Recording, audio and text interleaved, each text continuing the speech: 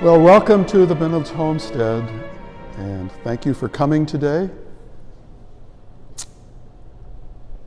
This lecture is on From War to Peace and Love, and the last lecture I gave was also about love and war, but it was from a very different perspective. It was about, under the threat of death and danger, how men respond emotionally to that and become very strongly bonded to their companions, to their male buddies. It's not about love between men and women. It's about love between men. It's not particularly sexual, but it's deeply emotional. I don't know if you've known men who've been in combat. I've known a couple, and they will talk to you about how it totally transformed them. How when they were there under danger of dying, they were thinking of their companions, and their companions were thinking of them, and it was a very emotionally bonded group. So love comes forward in war. You might not think that would be the case, but it's true, it's very powerful, and anybody who's in the military, and particularly who has been in combat, will testify to it. I'm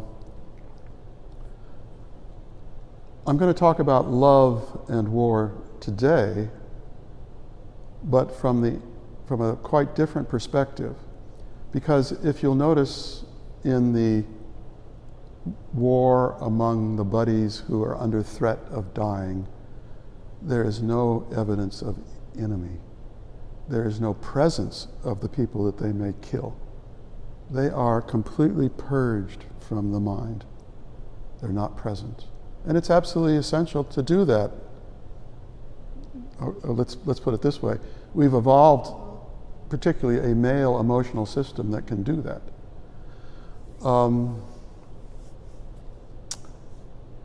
I actually was just at a funeral for a good friend of mine who was an Air Force navigator. He would have been a pilot if he could have, but he was too tall. But he was a really quite competent navigator, and he was in Vietnam. And he was running one of these gunships. He was the navigator, but he was also kind of a man of all sorts of talents. So he would make sure that the flares that they were dropping, because they were armed to do all kinds of things. They would arm with some machine guns, they were armed with a small cannon, and they were armed with flares so they could illuminate the battlefield at night. And they would be called in when they needed help on the ground. And then he would bomb and strafe and so on. I've never talked to him about this, and of course now he's dead, but one of the important memoirs I have read in recent years is the diary of Tui Tram, who was a North Vietnamese nurse, could well have been on the ground that my friend Bill was bombing. And she writes, she kept a very good diary day after day of when they would get attacked, and they'd have to move the wounded out of the clinic, and they'd have to find another place where they could build a safe place. They could have been Americans talking about their experience of being attacked. They were just as normal and as human. There was great tenderness between the men who had been wounded that she was doctoring. She was a physician. And she eventually was killed by an American patrol that came upon her, and she died. There's a lot more to that story, and I actually do have a lecture on YouTube about her. But I'm thinking that at this funeral I attended, in which Bill was buried with full military honors, with the caisson and the horses, at Arlington National Cemetery last week, no mention of that. You couldn't mention it. And I'm sure that the same thing was true on the Vietnamese side. Same thing. But this is kind of at the core of what these lectures have been about, was how we are programmed to, as Anita is going to say in this little clip I'm going to show of West Side Story, stick to your own kind. Stick to your own kind.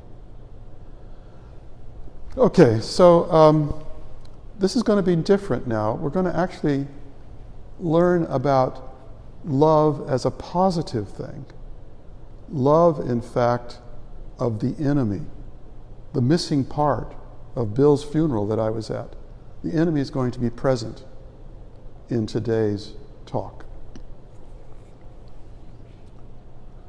So the first thing I'm going to talk about is a very powerful moment during the history of the First World War. It was Christmas in 1914. And what happened was that the troops spontaneously stopped fighting. They weren't directed to.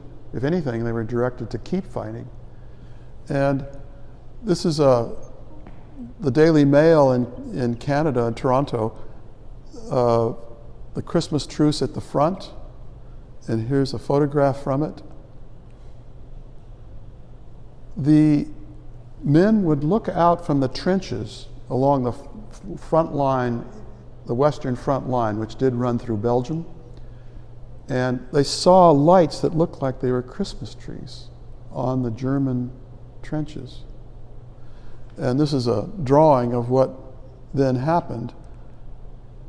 These are the German, this is the German line. And you can see that the river was a kind of dividing line. And there they are with the Christmas tree. And these are some of the letters that the Allied forces, the British forces, sent home. One of them says, "You're hardly going to credit what I'm going to tell you. Listen, last night as I sat in my little dugout writing, my chum came busting in upon me with, 'Bob, hark at 'em,' and I listened.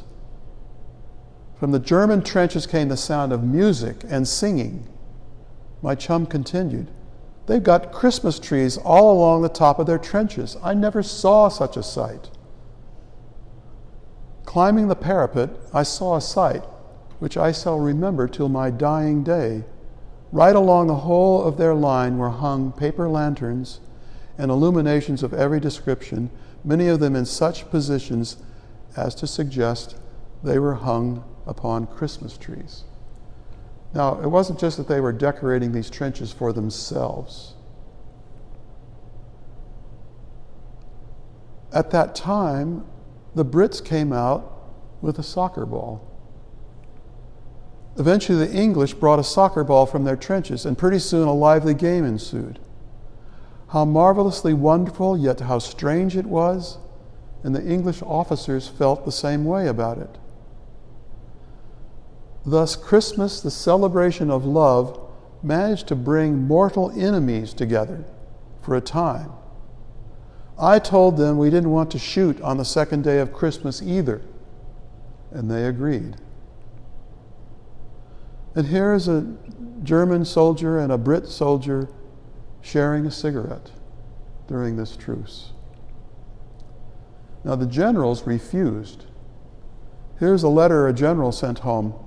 "My informant, one of the men, said he'd had a fine day of it and had smoked a cigar with the best shot in the German army, then not more than 18. They say he's killed more than our men than any other 12 together.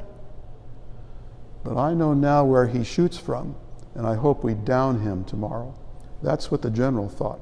But that's not what the men in the trenches thought. They thought much differently. They saw that those men in the trench of the other side were in the same boat they were suffering the same situation that they were. They were not in the back with the generals. They were up here on the point.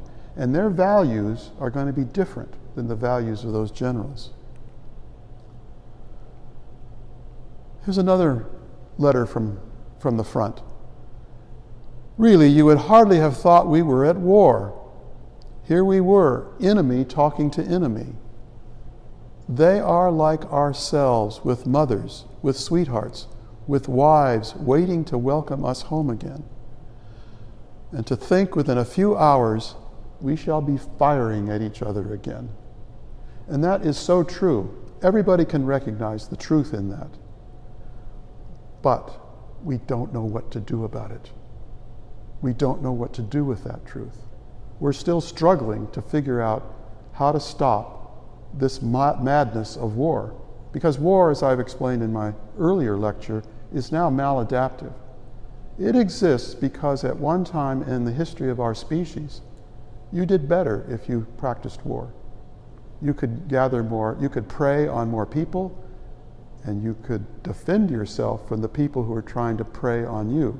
And we are a predatory species. We prey on one another.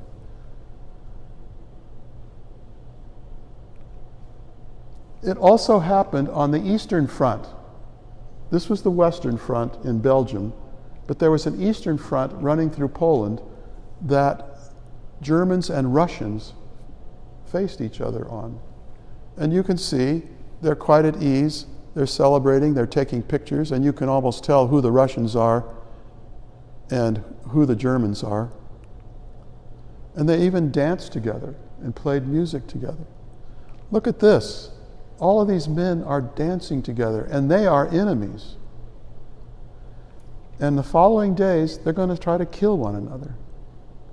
Now, this boggles your mind, but you can't do anything about it unless you're enormously gifted with a sense of dedication to not let life be like this, to change it. You will just suffer as we did for the last 100 years. We went back to war. Now, there was one German who disapproved in the letter he sent home. He wrote, "Such things should not happen in wartime. Have you Germans no sense of honor at all?" And you can think of many, many men who would have said that. This happens to be Corporal Adolf Hitler of the 16th Bavarian Regiment.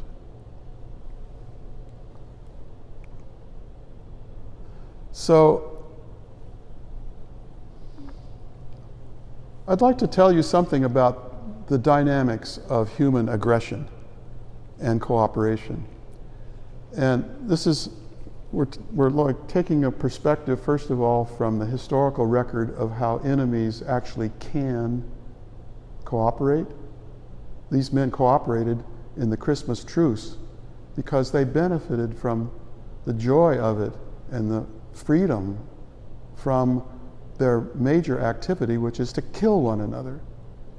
So there was a benefit that came from that.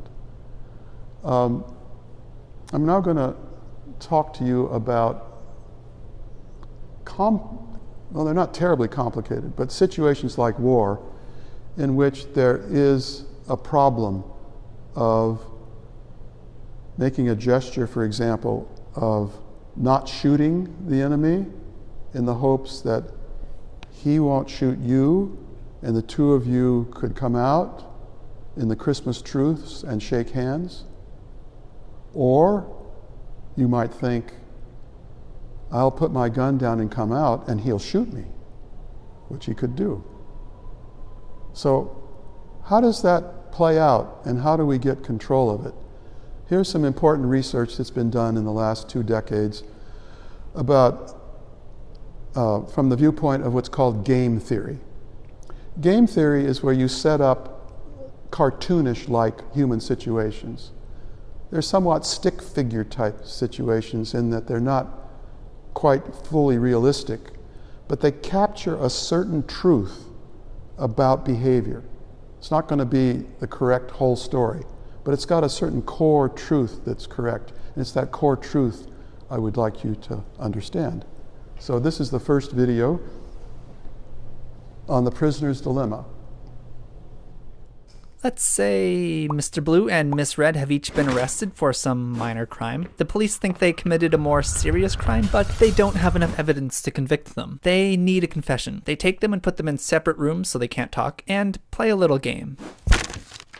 To try to force a confession, the police give them each a choice. Admit your partner committed the crime and you will go free. We'll pardon you for the minor crime, but your partner will have to spend 3 years in prison. If you stay silent and your partner lets us know that you were the one who really did it, then you're gonna have to go away for 3 years. They know that the police don't have any evidence, and if they both stay silent, then they will only go to prison 1 year each for the minor crime. If they both betray each other, then they'll both go to prison for 2 years each. Okay, each partner can do one of two things: stay silent or betray. Staying silent would be cooperating, and betraying would be defecting. If they both stay silent, then they each spend a year in prison. If one betrays and the other stays silent, then the betrayer goes free and the silent spends 3 years in prison. If they both betray, then it's 2 years each. So what are they going to do? Well, they should cooperate. That's the best option for the group, if we add the total number of years in prison. But let's take it from Red's perspective. If she thinks Blue is going to stay silent, then she should betray so she can go free. Going free is better than spending a year in prison. If she thinks he's going to betray her, then she should definitely betray. 2 years in jail is better than 3 and being made a fool of. Blue is in the exact same situation and will think the exact same thing. He should betray if she stays silent, and he should betray if she betrays. They should have both cooperated, but from an individual standpoint, they notice they could always gain by defecting, if they have no control over what the other person's gonna do. So they'll both defect to try to better their own situation, but come away not only hurting the group, but themselves. Individually, they're worse off than if they both cooperated. This situation is pretty made up, but it has some real-world analogs. A common example is with marketing. Let's say 2 cigarette companies, Red Strikes and Smooth Blue, are deciding how much money they should spend on advertising. Since the product they each make is identical to one another, advertising has a huge impact on sales. For simplicity, let's say their choices are to advertise a bunch or not advertise at all. And there's just 100 people in the society and they all smoke. If both don't advertise, then just by random chance picking cigarette boxes, 50 people buy Red Strikes and 50 people buy Smooth Blue. At $2 a pack, they each make $100. Let's say advertising costs $30. If one person advertises and the other does not, then 80 people will buy the cigarettes from the ads and 20 people buy the other ones. The advertiser makes $160 minus $30 for ads and comes away with $130. The non-advertiser didn't spend any money but only made $40. If they both advertise, again, half will buy Red Strikes and half will buy Smooth Blue. But since they both spent $30 on advertising, they only come away with $70 each. Same deal, both people cooperating and not advertising is the most preferable situation, but both companies can see that advertising will always make them more money. But unlike the prisoners in jail, these companies can talk and try to influence each other. From here, Blue would be better off if Red didn't advertise. Red wouldn't go for that because that would be worse for them. Blue could try to convince Red that they would both not advertise, the only other situation where they're both better off. But without any real obligation to each other, there's nothing that's stopping them from trying to advertise to gain more of the market anyway. If you think your opponent's gonna not advertise, then you're better off advertising.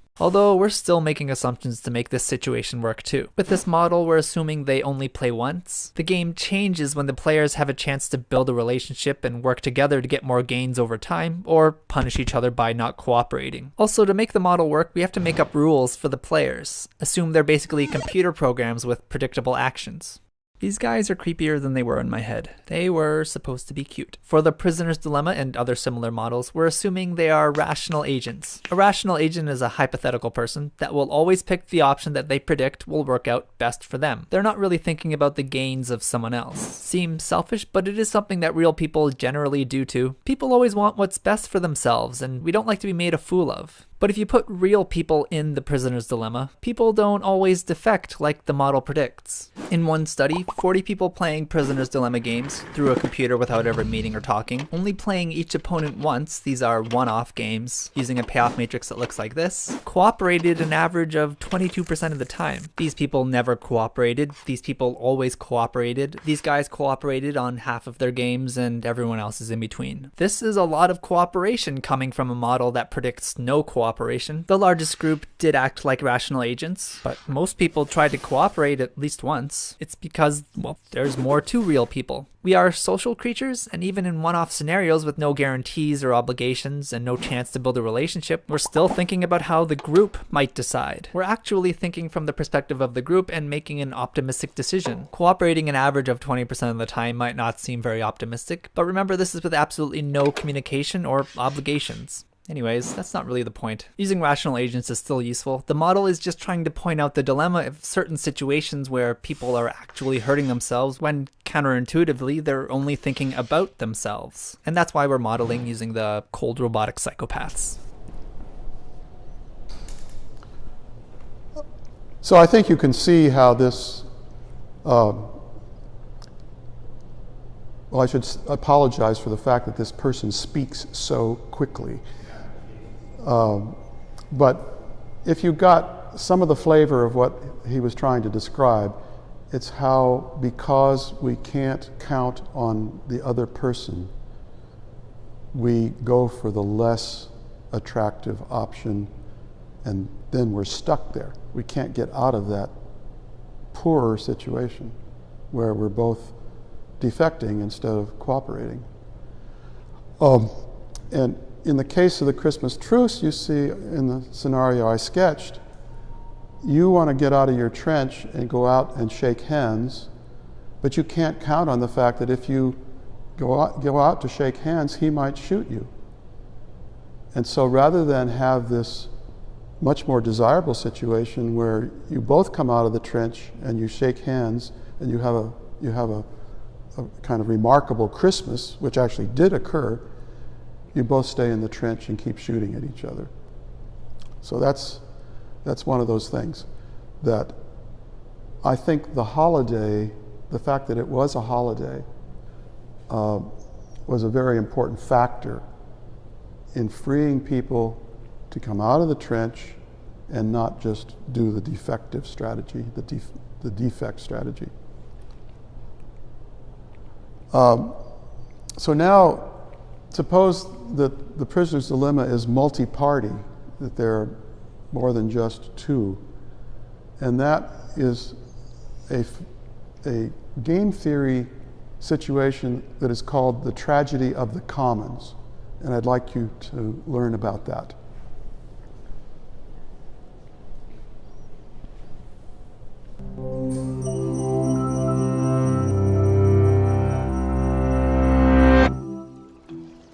Imagine as a thought experiment that you live in a small village and depend on the local fish pond for food.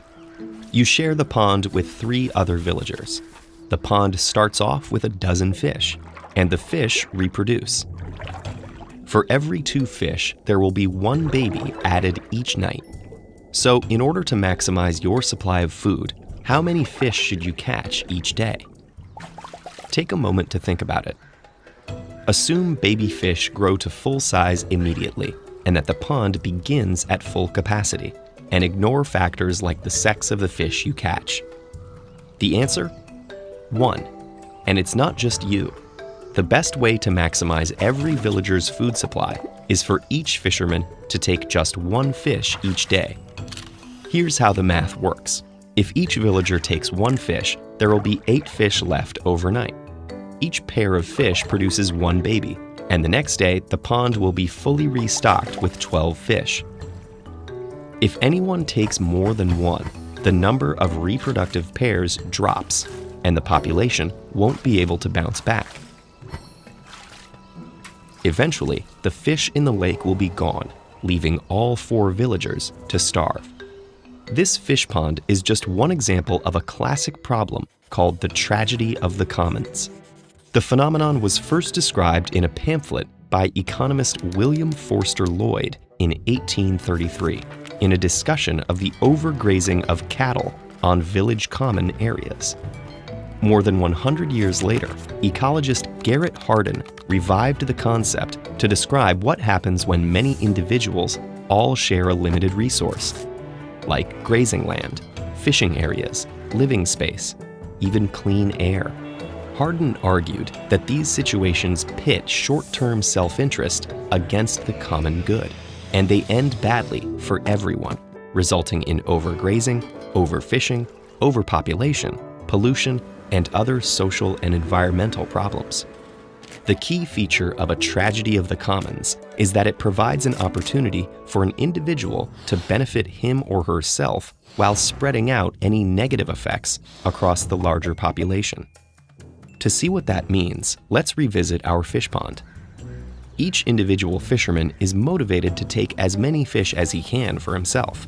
Meanwhile, any decline in fish reproduction is shared by the entire village. Anxious to avoid losing out to his neighbors, a fisherman will conclude that it's in his best interest to take an extra fish, or 2, or 3. Unfortunately, this is the same conclusion reached by the other fishermen, and that's the tragedy.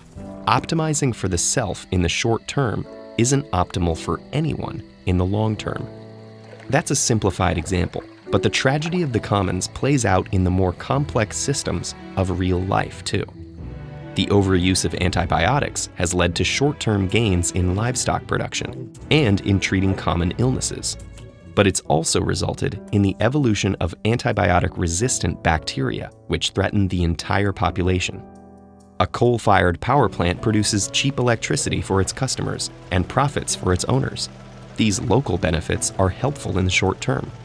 But pollution from mining and burning coal is spread across the entire atmosphere and sticks around for thousands of years. There are other examples too.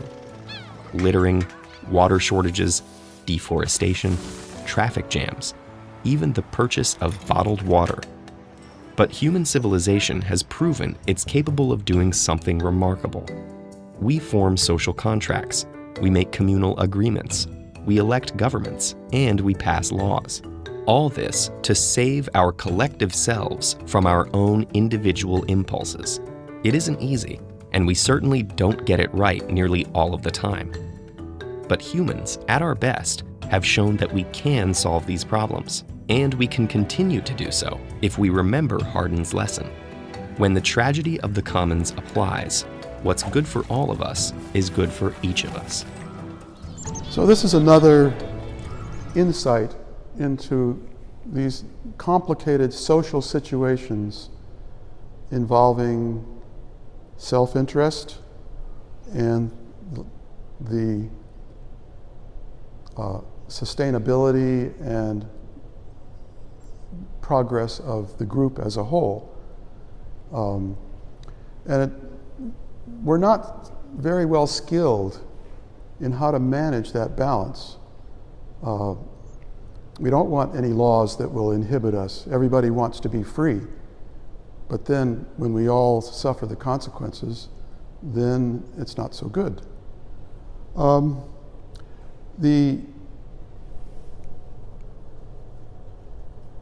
So think of that as just another insight into this fundamental social problem. I want to now talk about how we get from war to peace and love and peace. Because we certainly saw that love could be very integral to the behavior of males that are in battle. That's part of making war work. But the better situation is where love is part of the peacemaking that could occur. And that's the higher good. That's where people are cooperating instead of defecting. So I thought I'd first of all mention that we have some things going to help us out. Young people are one of the sources of peace that we have. One of the things that's very noteworthy is that young people are attracted to mates outside the family or tribe. Young people are naturally attracted to want to know other young people that may be even of a different race or of a different ethnicity. They like to cross those boundaries. Not all, because some of them are still very strongly influenced by the elders. The elders strive to prevent the young from seeking mates outside the tribe. Why is that? It's because the cultural drive for tribal cohesion, keeping our tribe together, is much more appreciated by the elders than by the young.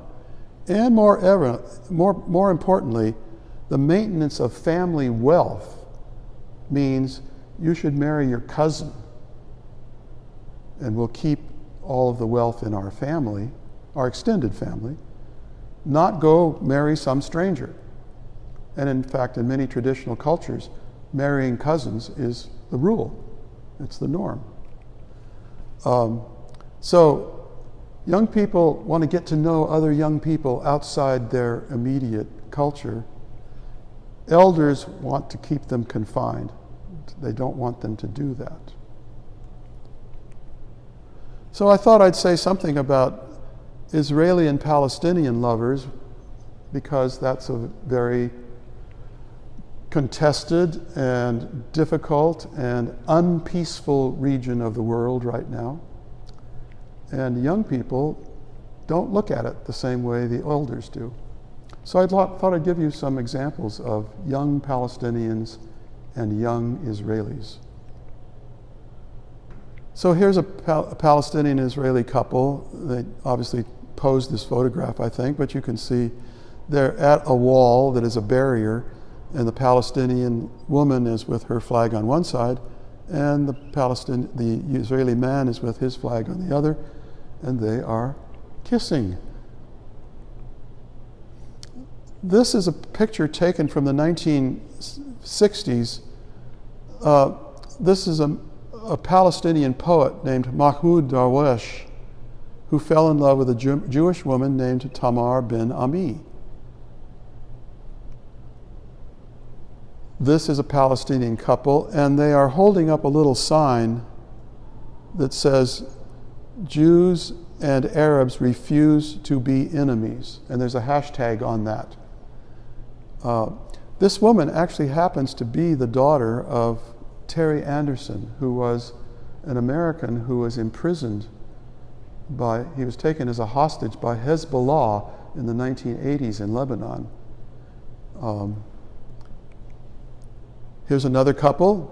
He's Muslim. We've been married for decades. She's Jewish. Wow. Now you tell me. There's the hashtag Jews and Palestinians refuse to be enemies. I'm a Dutch Tunisian Muslim. I am a Dutch Jew. She is the result of our love. How can she possibly be an enemy of herself? Here's another one. Jew, Arab, both Semitic, more importantly, both human. Both human. Hashtag Jews and Arabs refuse to be enemies. Here's another couple. I can't read the Arabic or the Hebrew, but I can tell they're on the Columbia campus in New York. So, young people are a source of hope for lots of things. And one of the things they are a source of hope for is peace. Because they look at the world they're coming into. They're a little bit like the soldiers in those trenches on the front lines who have to face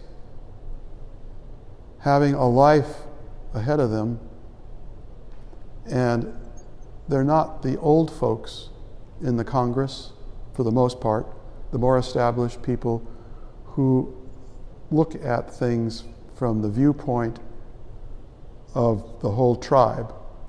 And of course, the tragedy of the commons is present in our legislation. We pass legislation for ourselves that is beneficial to us and is not beneficial to other nations or other peoples, and they do the same. So we're in a tragedy of the commons politically. We can't seem to get out of it. On the other hand, a young person coming into the world sees that they've got a life to lead. They see that there's something wrong with the way we're living, and they want to do something about it. That doesn't guarantee that they'll do the right thing about it, but they see that there's a problem and they would like to solve it. So I'm going to end up now with exactly this problem from the viewpoint of love.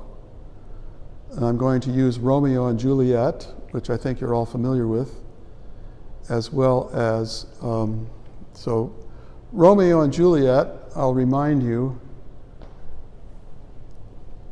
Romeo is part of the Montague family tribe, and Juliet is a child of Capulet, who is, both of them are powerful male figures in the city-state. And they should basically be saying, we don't want to have anything to do with one another because you're from this other tribe. But no, they are actually attracted to one another. They go to a ball where both families are present. And the families, of course, are rivals. They're competing with each other. They certainly don't want their children to be together. But they see one another and they decide that they are in love. I'm going to show some clips from West Side Story, which is a retelling of Romeo and Juliet in modern form. And I'm going to just remind you of what the film and the modern story is about.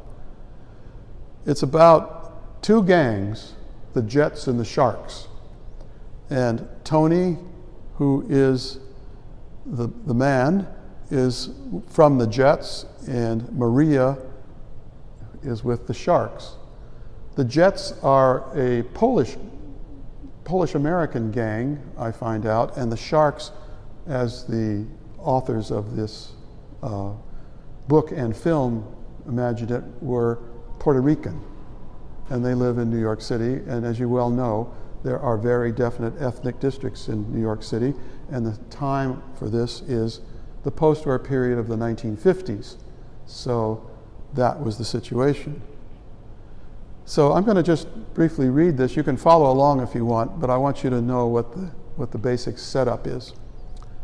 So West Side Story is a modern musical version of Romeo and Juliet.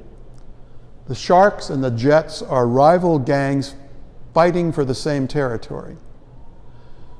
Tony, one of the founders of the Jets, but he's now older and inactive, and Maria, the recently arrived sister of the Sharks leader Bernardo, spot each other across the crowded room at a local dance and fall in love at first sight. This does not sit well with Bernardo, who has brought his friend Chino to America to marry his sister. A rumble to settle these disputes over territory and women is planned, and in the conflict of gang loyalties, Anita, Bernardo's girlfriend, supports Maria's decision to love whoever she wants, even a Jet. Maria and Tony decide to elope to a new life away from the gangs. Anita carries a secret message for Tony to the local candy store where the Jets hang out, telling him where to meet Maria. Tony isn't there, and the Jets start putting themselves on Anita and abusing her. In her rage at being mistreated, Anita, instead of delivering Maria's message, departs, telling the gang that Chino found out Maria and Tony are lovers and killed her. So she doesn't give the message she was supposed to give. She gives this message instead. Tony arrives, and Doc, the owner of the candy store, breaks the news to Tony. Distraught, Tony rages out into the streets, calling on Chino to kill him too. Suddenly, Maria appears. Surprised lovers rush to each other. As Chino emerges from the shadows, Chino fatally shoots Tony, who falls into Maria's arms. So we're going to look at some excerpts of West Side Story, and then I'm going to say something about how to understand what's going on there, because it's a tragedy, and as far as love making peace, you could say it's a complete failure. But I don't think it is, and I'll tell you why.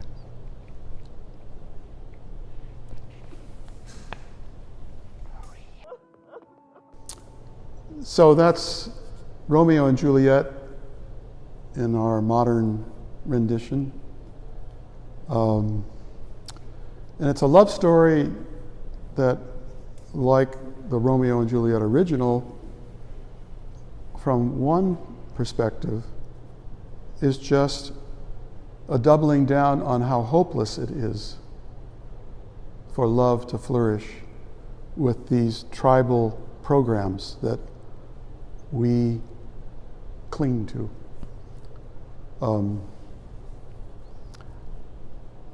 But I think otherwise, and I would say that the attempts that young people make towards peace, whether they be the Palestinians and the Israelis, or very far from us, the Hutus and the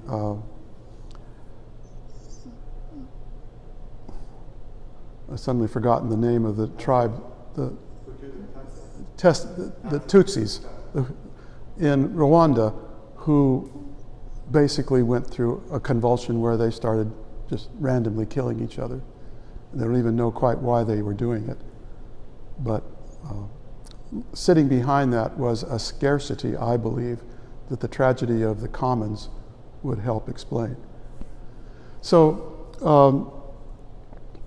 how do we make sense of this as something positive, as something on the long, slow road to civil behavior, where one still has all of the intensity and excitement and drama of war, but poured into things that are not, that may be equally dangerous.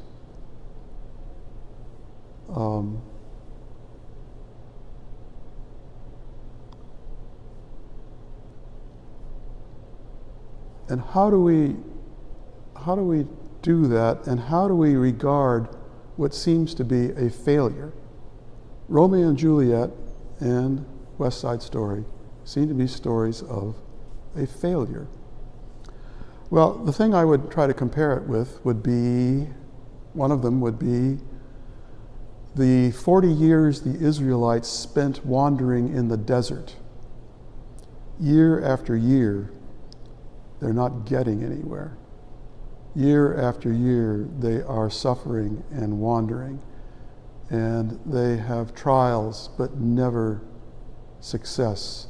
They never get to the promised land until after a rather long period of time.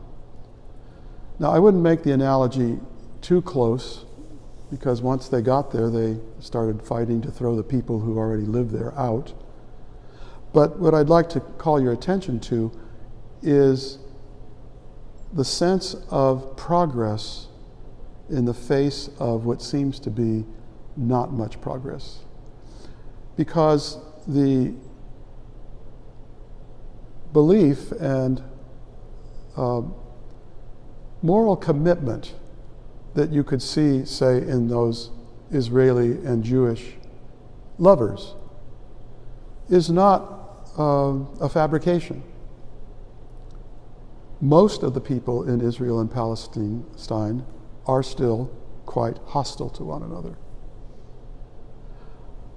But we know that that can't be the continued course, because the alternative is so much more attractive.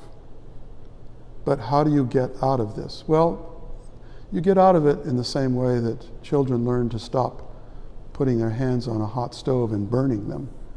It may take quite a bit of pain for people to realize this is not a successful way to behave. So I don't look upon West Side Story and Romeo and Juliet as failures at all.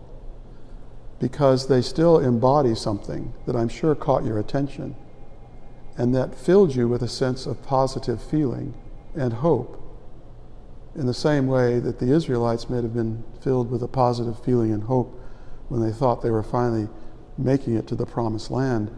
But no, it was not the moment. It was not the time. Well, this may still not be the moment or the time for people to make peace. But in my judgment, these people are in the right direction. They are moving in the right direction.